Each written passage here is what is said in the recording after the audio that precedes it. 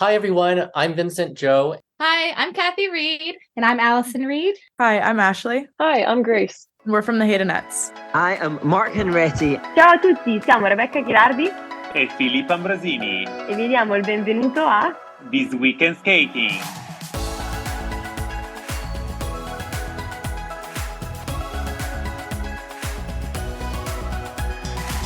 Welcome to This Week in Skating, the weekly podcast bringing you the latest news from the world of figure skating. Here are your hosts, Daphne, Gina, and Matteo. And we're back! And all three of us are here because we are going to be talking about the Olympic qualifying event that took place in Beijing, China this past weekend. A lot of skating, a lot of intensity, a lot of heartbreak and happiness at the same time. For some reason, I felt more anxious watching this one than I have in the past. There was just so much at stake, and there always is, but this time, I don't know. I kind of liked the way the ISU did it, where they introduced the skaters, which is something they did last year, when they introduced them and they ran out onto the ice. They kind of treated them like rock stars, and I think given how intense this event was and how much was at stake, I appreciated it. I liked watching them run out there and being treated the way that they were because they've all worked really hard and deserve it. Yeah. And I put this in our notes for when we actually get into our recap of the event, but I think I'll talk about it now since you just mentioned that. I felt like this event was a big event compared to the qualifier in years past. We're so used to Nebelhorn. We called this event Chinese Nebelhorn because Nebelhorn was always the qualifier. There's no offense to Oberstdorf. However, the way the ISU presented the event at this location, it felt bigger than it had in the past. Yeah, it was a bigger arena. Not only that, it's the Olympic arena from 4 years ago, isn't it? So the significance of competing there was a lot for the skaters. Exactly. And you had a YouTube stream that was available, I think, for mostly everybody. Maybe there were some other streams for other countries. You had commentators. They were running out. It just felt like a big event compared to what it's been in the past. And that was my first impression right off the bat, I was like, these skaters who are trying their hardest to get themselves a spot at the Olympics are doing it in a big way. It wasn't treated like just, this is your last opportunity. Here's some event you got to go compete at to get that spot. This was like, it was kind of like a mini Worlds in a sense. It was like the second part of Worlds Take Two, I'd say.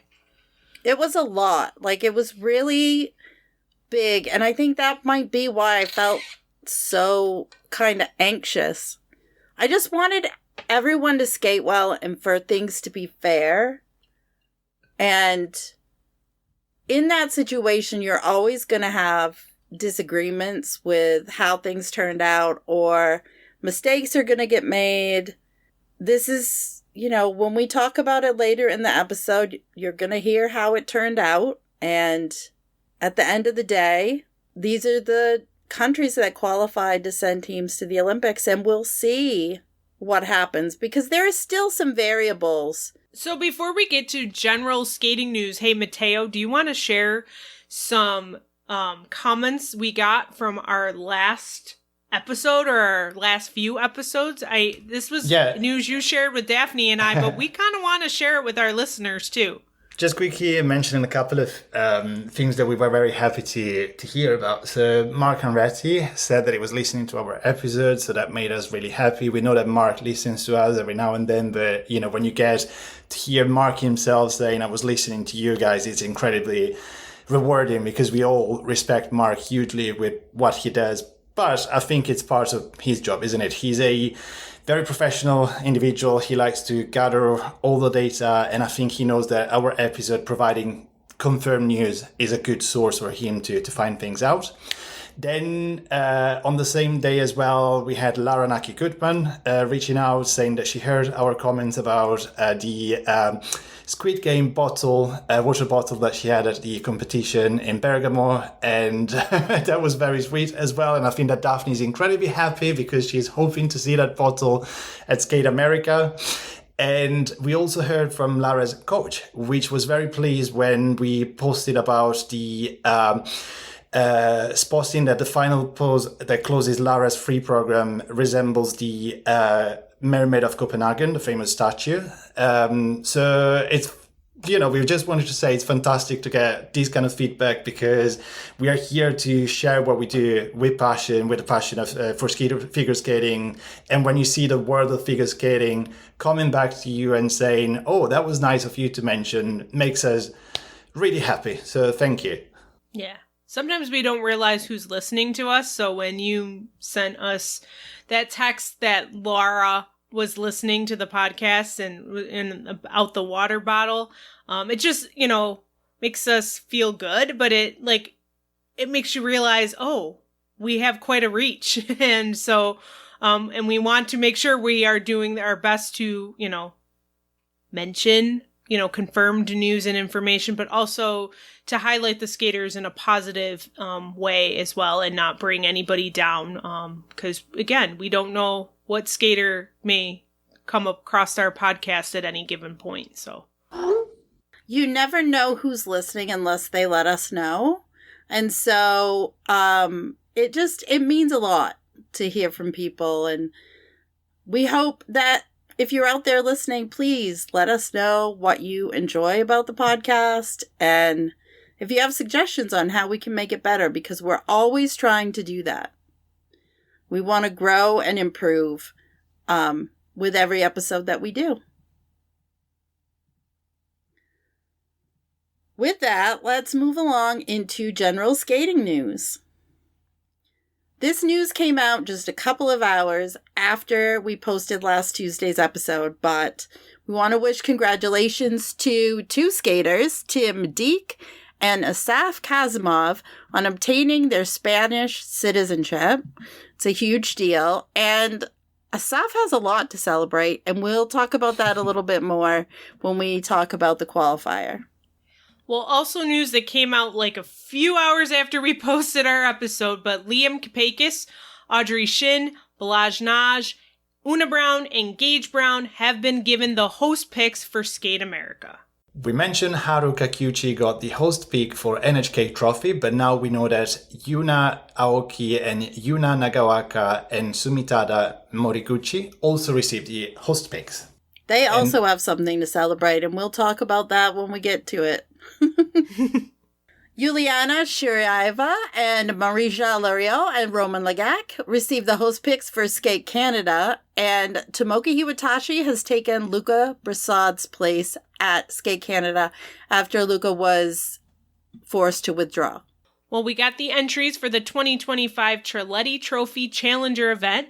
Some of the skaters competing include Alexander Selefko, Nika Agatsi, Sora Yamamoto, Adam Hagera, Jason Brown, Tomoki Hiwatashi, and Daniel Martinoff. For the women, Anastasia Gubanova, Lara Naki-Gutman, Wakaba Higuchi, Rinka Watanabe, Hyen Lee, Kimi Rapond, Star Andrews, and Ava Marie Ziegler. In the pairs, Anastasia Melakina and Luca Baruvala, Minerva Fabian Hasse and Nikita Volodin, Lucrezia Bakari and Matteo Gris, Rebecca Gilardi and Filippo Ambrosini, Emily Chan and Spencer Howe, Ellie Cam and Danny O'Shea, Reagan Moss and Jacob Gabalvi. They are making their senior international debut. And in dance, Phoebe Becker and James Hernandez, Diana Davis and Gleb Simokin, and Naomi Maria Talley and Noah Lafanara. And we also got the entries for Budapest Trophy as well. Meanwhile, Rika Kihara announced she would not compete at the Chubu regional competition last weekend and is therefore out of contention for the Japanese national championships. Her injury recovery is going well, but she can't practice toe jumps enough yet to be prepared. She's just had such bad luck with her injuries. she was on such a hot trajectory when she started, and I just hope she's able to get back to a place where she's at peace and comfortable and able to train. Yeah, agreed. Well, Camden Pulkkinen has withdrawn from Nepal Memorial, and he posted on Instagram that he's been dealing with an injury that has a long recovery time. We wish him the best. Sarah Kishimoto and Mikhail Savitsky have been announced as a new ice dance team for Germany. Mikhail was a junior world medalist last season with Daria Grimm. So yeah, I think we already started to mention something in our introductions, but it was quite an event, wasn't it? In terms of the scale, but also the emotions that we saw there. There were so many tears of joy being shared, some tears, unfortunately, of sadness because of those not making the Olympic spots. But overall, it was quite an important and very consistent event that we're going to have to say quite a bit of things about for each one of the different categories that we're going to go through. I tried to watch as much of it as I could live. I don't like the time zone with China. Didn't work too well. I'm one to get up early, so I tried to get up a little bit early to see some of it, but I never set an alarm. I just said, okay, if I wake up, I wake up. But my body must have told me, oh, no, you need to watch the Olympic qualifier, because every day I was like up and I'm like, oh, let me look at my phone. Where are we right now? Put on YouTube. Watch the event. So, but, you know, I have to say, when I watched it live and even when I went back to watch other things, Ted and Mark did a great job with the commentary. It was nice to have them on. Being, having the commentary, because again, I don't remember Nebelhorn streams, but I don't think we always had commentary for Nebelhorn streams in the past. So it was nice to have that, and again, made it feel like a real event. Shall we start with the men? So there were 5 spots available to be allocated to complete the Olympic game allocation. And we should mention that we had international neutral athletes back in competitions. So in this instance, we only had international neutral athletes in the men and women's categories, not in ice dance and pairs, because the teams that were put forward were not deemed eligible by the ISU. But in the men, Pet Gumenik earned a spot for himself at the Olympics game. He was the leader after a short program and won the free skate to win the entire event. He attended 5 quads in the free skate, but had under rotations on 3 of them. South Korea's Yoongyun Kim, who is the 2024 Winter Youth Olympic champion, started in 4th place after the short program, but he then skated a nearly clear free skate. He only had a slight under rotation on a triple axel, and he had the second best free skate to move up to claim the silver medal. Mexico's Donovan Carrillo was in 2nd after the short program, but had some mistakes in his Elvis free skate, which was 9th in the segment, but he still managed to get a medal and of course qualify for the Olympics. And I think his reaction on the kiss and cry was one of my favorite one of the entire event. Then we had Ukraine's Kirilo Marsak, who got a chance to compete the qualifier after his skate at Lombardia Trophy last week, was in 6th place after the short program, and then he moved up to 4th place. Kirill's father, Andriy, is serving on the front line of Ukraine's defense in the war with Russia, and the 2 last saw each other in April 2023. So his skates were very emotional. They were full of a lot that was bringing with him on the ice. And I think I'm probably speaking for all of us here, we are very happy to see him getting the sports to the Olympic Games. And if I recall well, he's the only Ukrainian ice skater that is going to be at the Games. Right, you're right. He is. His father inspired his new short program set to Follow Me by Andrea and Matteo Bocelli. Lastly, Yu Xiang Li of Chinese Taipei, who was 8th after the short program, had the 3rd best free skate to move up to 5th place overall. This is the first time that Chinese Taipei is sending a figure skater to the Olympics since 1998, when David Liu qualified. So the Olympic spots for men will see Azerbaijan, Canada, China, Chinese Taipei, Estonia, 2 spots for France, Georgia, 1 individual neutral athlete, 2 for Italy, 3 for Japan, Kazakhstan, 2 for Latvia, Mexico, Poland, Slovakia, 2 for South Korea, Spain, Sweden, Switzerland, Ukraine, and 3 for the United States. And before I get to the women, if you couldn't follow all that Matteo just said, if you go to our social media page, Matteo made some great graphics that show who got what spots and what discipline. So we're going to go through them, but in case you're a visual person like I am, you can go right to our social media and you'll see them all listed right there. So for the women, there were 5 spots for the women. And again, as Matteo said, we had individual neutral athletes also in the women's event. Adalia Petrosian earned a spot for herself at the Olympics, competing as an individual neutral athlete. She was the leader after the short program and won the free skate to win the event.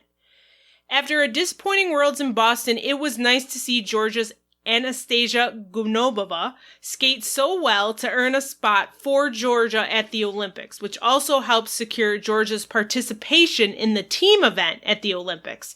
She was second in all segments and only finished 3 points behind the leader.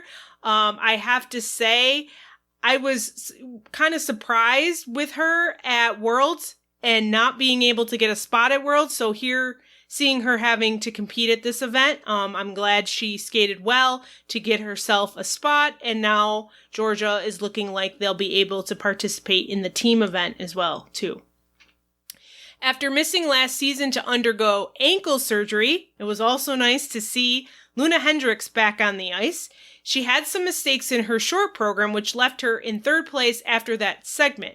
Now, speaking about her short program, the first thing I noticed when I watched the event was her silver fringe sparkly dress. And the first thing that came in my mind was Mariah Bell's similar silver fringe sparkly dress from her Roxy Chicago program that she did competed for 2 seasons. So if you go to Figure Skaters Online's Instagram or Twitter, I think I posted it on Twitter too, you can see a side-by-side comparison of the 2 dresses. They do look pretty similar, though there are some noticeable differences between the 2. And it's getting quite a lot of reaction, so if you want to see that, go check that out. After her free skate, Luna was pretty emotional. You could see that she was just glad to be back, and the skate was well enough to earn a 2nd spot for Belgium, as Nina Pinzeroni claimed a spot at Worlds in Boston with her 7th place finish. A 2nd individual neutral athlete is headed to the Olympics. Victoria Savanova, who was in 7th after the short program, had all of her highest technical elements in the second half of the program to finish 4th in the segment and 4th overall. Now, the surprise skate for me was Ruyang Zhang of China. She won the Asian Trophy this season and hasn't had a lot of international experience except for Asian Trophy and a JGP in 2023. So I wasn't really expecting her to skate so well because I just kind of didn't know a lot about her. But she skated well in both segments, recovering from 2 mistakes early in her free skate. I mean, she had the 2 mistakes at the beginning and then recovered right away to still put out a really good program. She was 4th after the short program and finished 5th overall, claiming a spot for China. Stefana Yakolava was hoping to make history by claiming an Olympic spot for Cyprus. She was in 5th after the short program, but dropped to 6th overall. Cyprus is the first alternate for a spot. So the Olympic spots for women, Austria, Belgium has 2, Bulgaria, Canada, China, Estonia, Finland, France, Georgia, Great Britain, 2 individual neutral athletes, Israel, Italy, Japan has 3 spots, Kazakhstan, Lithuania, Poland, Romania, South Korea has 2 spots, Switzerland has 2, and the United States has 3.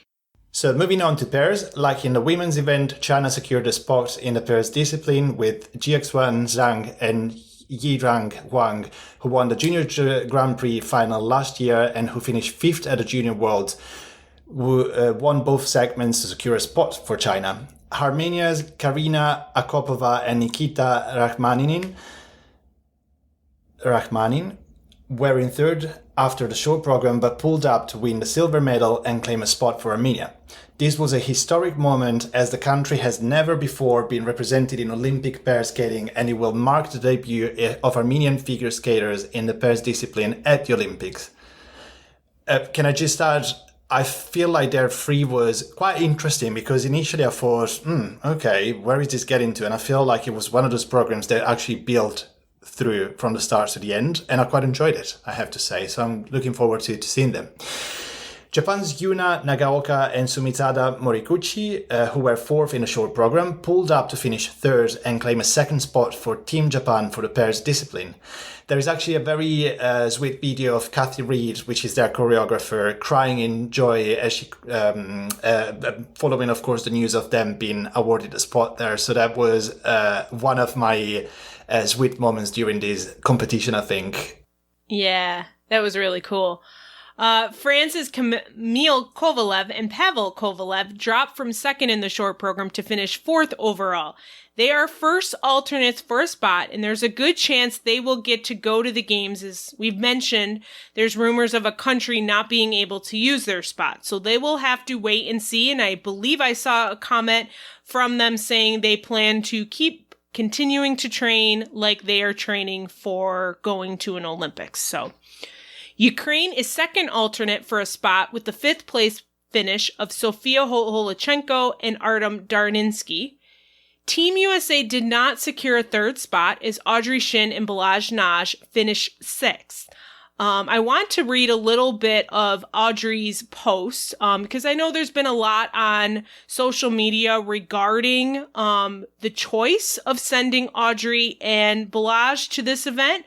I know there's a lot of fans who are disappointed that the U.S. was not able to get a third spot. So her post said it was an incredible honor and blessing for us to represent the United States at the Road to Milano Olympic qualifying competition in Beijing. This one was especially meaningful because we had the chance to fight for a third Olympic pair spot, something that hasn't been achieved in 31 years, and we truly wanted to bring that home for the United States. We gave it everything we had, but the results weren't what we hoped for. Still, this experience taught so much. We will continue to train harder so that we can regain the trust and support of everyone who believes in us by showing a more mature and improved version of our team. So you can read the rest of her post, but I just wanted to kind of share that because there's being a lot of blame put out there. I think they were under so much pressure to get that third spot, and they were in a tough position, so they did the best they could and leave it at that. So the Olympic spots for pairs: Armenia, Australia, Canada has 2 spots, China, Georgia, Germany has 2, Great Britain, Hungary, Italy has 2, Japan has 2, Netherlands, Poland, and the US has 2. In the ice dance event, there were 4 spots available. We still have a little bit of a question mark about Finland's second spot, which is depending on Yuka Orihara's citizenship. So that's still up in the air. Apart from the top 2, the dance competition saw a lot of movement between the rhythm dance and the free dance. Some scores in the free dance took a while to get announced. Mark and Ted said they kept changing on the screen. There was an incredibly tight margin between 4th and 7th. 1.2 points is not a lot. And when it is coming down to that, between making your Olympic dream come true and not, it's devastating. Especially when it's that close. Allison Reed and Salia Sambrulivicius, we talked about them back at Worlds when they surprisingly did not make the free skate. They had to come to this competition to qualify their spot. Allison had received Lithuanian citizenship in November of last year. Now the team can go to the Olympics. Allison had a picture of Chris with her, and her sister Kathy, of course, was there for a long hug afterwards. Kathy was there as a coach and choreographer. They were in tears, which you can imagine. I really like these 2 programs for them. Their rhythm dance is probably one of my favorites. I just think you get to see this fun side of them in the performance, so I really, really enjoy it. Holly Harris and Jason Chan won the silver medal, securing their trip to the Olympics. They missed their chance when they tried back in 2022, but they have done it this time. Jason does have Australian citizenship. I saw some questions about that online. He does have citizenship. He's had it since 2022. They will go, should get the call to go to Milan. In third place, Spain's Sofia Val and Asaf Kazimov. As I said at the top of the episode, they've got a lot to celebrate. Asaf got his citizenship. They qualified a spot. They were fifth in the rhythm dance. It was very close in the rhythm dance as well, between a group of teams. Fourth in the free dance, but combined with that and all the shifting of positions, they took the bronze medal, got the second spot for Spain. This is the first time Spain is going to be sending 2 teams to the Olympics. Yeah. All of us remember the battles. Yes. Originally, it was Sarah Hurtado and Adrian Diaz who were this big up-and-coming Spanish team. Those teams split and became 2 teams, and Adrian skated with Olivia Smart, and Sarah Hurtado skated with Kirill Kalyavin. They went head-to-head fighting for that one Spanish spot, going back and forth. In 2018, it was Sarah and Kirill. 2022, it was Adrian and Olivia.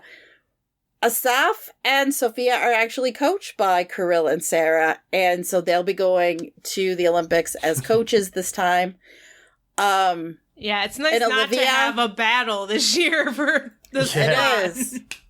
It is. And Sophia and Asaf are still a relatively new team, and they're coming along quite well. They skated great at this competition. I particularly really enjoyed their rhythm dance. In fourth place and taking the fourth and final Olympic spot, Shui Wang and Jinyu Liu of China. This will be their third Olympic Games. They missed 2 seasons and came back and are at this competition, finished fourth. In fifth place, a bit of a disappointment, Sweden's Millerud Reiten and Nikolai Majorov. They are first alternates. They skated 2 of the best programs I've seen from them. Nikolai just started ice dance in 2023. He was a singles competitor at the last Olympics. They've come such a long way in such a short period of time. I am expecting great things from them in the future. We don't know if they will get to go to the Olympics. I'm not sure about Mila's citizenship either. I don't think anything's really been released on that. Their tech score in the free dropped 4 points from what we saw on the screen at the end of the program, and that was a bit of a surprise when I was watching the result. I was kind of gobsmacked. And then in 6th place, Maria Ignateva, Daniel Semko of Hungary. I love their free dance. I know it's not everyone's cup of tea. I enjoy it.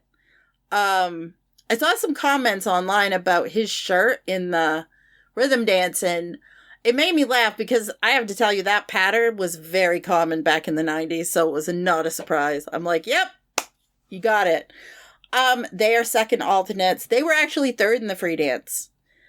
And then I have to mention Japan's Utano Yoshida and Masai Morita. They dropped from 4th to 7th. Again, 1.2 between 4th and 7th. So that is, that is how tight it is. They seem to have some trouble on the character steps, I think, that they didn't get the score or there was an issue. So they lost. They didn't get a score for that element. I want to mention, personally, I think I found my favorite Backstreet Boys rhythm dance of the season. And it's from Angelina Kurdatseva and Ilya Karenkovich of Cyprus. Really sharp moves, really good flow. I thoroughly enjoyed it, had a lot of fun watching them. Unlike Gina, I am not a morning person. I'm more of a late night person. So being able to watch these performances worked out for me because I'm a late night person. Again, I felt like this competition was really big. It felt above and beyond throughout the whole thing. Olympic spots for ice dance. 3 for Canada and the US, 2 for Czech Republic, Finland, France, Great Britain, Spain, 1 for Italy, Georgia, Germany, South Korea, Lithuania, Australia, and China. Yeah, it was an event. Yes. Was an event. And now it's feeling really real that the Olympics is, now less than 5 months away? Mm-hmm. Gina, did you book your flights? I did. Yes, she's coming to Milan. Yeah, it's going to take me, forever to get there. Well, actually, no, the flight there is doable. It's relatively what a flight from the U.S. to Europe would be. It's probably coming home, the usual 7-8 hours, isn't it? Yeah, that's totally. Coming home, though? It's an all-day travel adventure. But Gina, I guess you're going to be quite tired on the way back, so you might be sleeping for the entire flight. Actually, no. Okay, so I don't know if I've shared on the podcast. I'm only going for part of the Olympics. I just can't do the whole thing. So when I come home, I still got to cover the Olympics still. So I won't be able to sleep a little bit and catch up and feel better about the whole thing. I got to go to work and then cover the games at the same time. Yeah. But you will be guaranteed that Gina and I will have a lot of content live from the Olympic Games. Yes. That's going to be exciting. Great. I just want to make a little note for everyone to remember that the allocations that we're talking about at the Olympic Games are to national Olympic committees, meaning that the athletes are not guaranteed a spot until their national Olympic committees are confirming the names of the athletes that are going to go to the Olympic Games representing the countries that they represent. I know that for a lot of athletes, it's incredibly, it's a given thing that we know that some of them will be there, of course. But just a reminder for everyone that, we mentioned sometimes nationalities and issues like that, citizenships. So just a reminder that not everything is guaranteed and final until we see the final lists. Right. The only exception to that is the individual neutral athletes. They earn themselves a spot. Also taking place, Chubu and Tokyo Regionals, 2 separate events in Japan. Rino Matsuyuki won the women's event and Sota Yamamoto won the men's event at Chubu Regionals. And at Tokyo Regionals, Ryan Shumioshi won the women's event and Shun Sato won the men's event. We will have links to the full results from those competitions, as well as Souvenir Georges Itier, Maplewood Fall Classic, Challenge Cup, which is the final NQS for dance, and Skate Cleveland, all in our show notes. So moving on to upcoming events for the week, a lot going on, but I think that's how it's going to be until the end of the season. September 24th to the 27th, the Junior Grand Prix resumes in Baku, Azerbaijan. The September 25th to the 27th is the 33rd Nebelhorn Memorial, and this is the 5th challenger of the season. This is a challenger for singles and dance. Some of the people who are competing in the women's event, Lara Naki-Gutman, Cheyenne Kim, Nina Petrikina, Star Andrews, Ava Marie Ziegler, and Elise Lynn Gracie. In the men, Kevin Amos, Daniel Grossel, Nikolai Memola, Matteo Rizzo. I feel like that's a mini Italian nationals right there. Mikhail Salefko, Adam Higuera, Jacob Sanchez. And in the dance, we are going to see the season debut for Olivia Smart and Tim Deek, the Tashlers, Turkula and Versuis, Caroline Green and Michael Parsons, also Lopereva and Brousseau, Demoget and De La Mercer, along with Fragi and Fourneau, who are making their senior international debut. So if one challenger wasn't enough, we have another one for you, the 2025 Nebelhorn Trophy, the real Nebelhorn, not the Chinese one. This is the original one. It's the 6th challenger of the season, and it's called Single, Pairs and Dance. And of course, it's taking place in Oberstdorf, Germany. So in the men, we're going to see Roman Sadowski, Steven Golovev, Kazuki Tomono, Lucas Brici, Andrew Torgashev, and Liam Kapekis. In the women, we have the senior debut of Amber Glenn. And we're also going to see Mone Chiba, Jia Shin, Hana Yoshida, and Isabel Levito. In the pairs, we have Pereira and Michaud, and Minerva Hase and Nikita Volodin, which are having their season debut. We're also going to see Annika Hoke and Robert Kunkel. Actually, Robert has had an injury to his hand, so hopefully everything will be good for them. We are also going to see the season debut of Lucrezia Beccari and Matteo Guarise, which were meant to start at Lombardia Trophy the other week, but they withdrew because Matteo wanted to spend time with his newborn. And we're going to see Rebecca Ghilardi and Filippo Ambrosini, Kawamiura and Ryuichi Chiara, Efimova and Mitrafanov, and McBeef and Parkman. There are so many names going there. The pairs is really, really exciting, and so is the Einstein field. So season debut for Emily Bratti and Ian Somerville, Christina Carrera and Anthony Ponomarenko.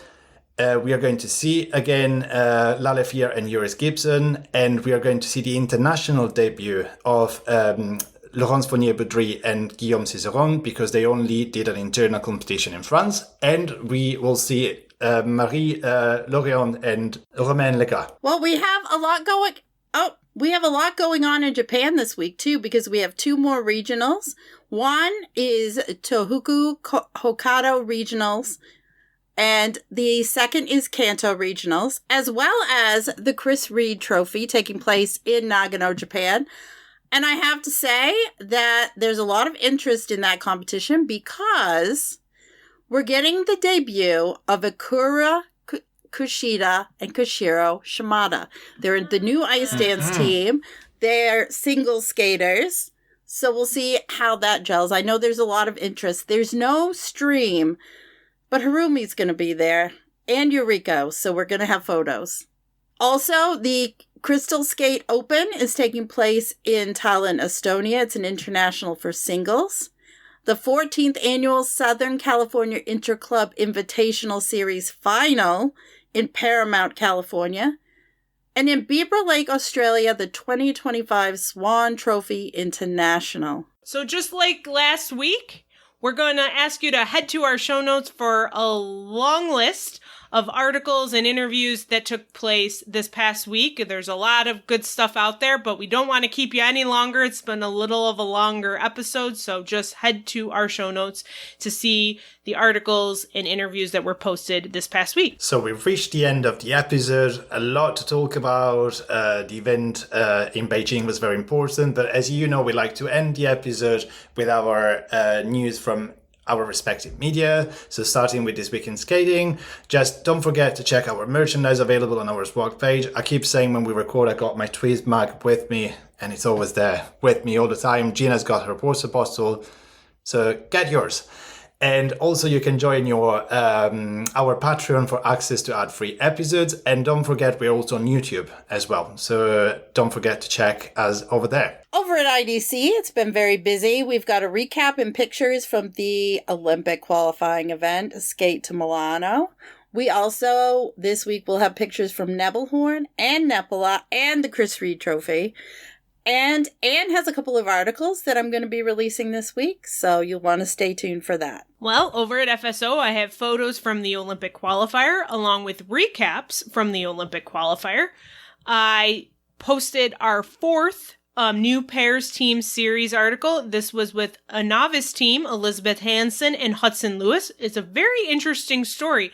Hudson was in the Excel just like a year ago and only started skating in rental skates in like 2023. So it's a very interesting story. They are a novice team and are looking to make some waves this season.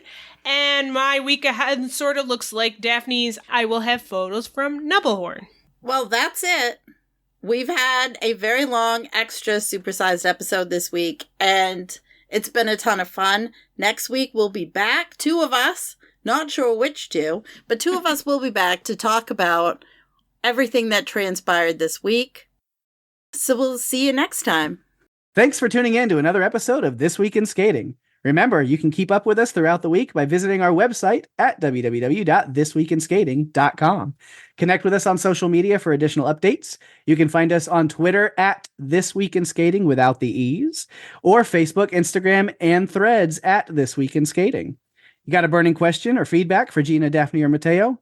Reach out to us via social media or drop us an email at thisweekinskating@gmail.com. And if you're really enjoying the show and want to support us further, consider joining our Patreon community at patreon.com/thisweekinskating. Until next time, have a nice week.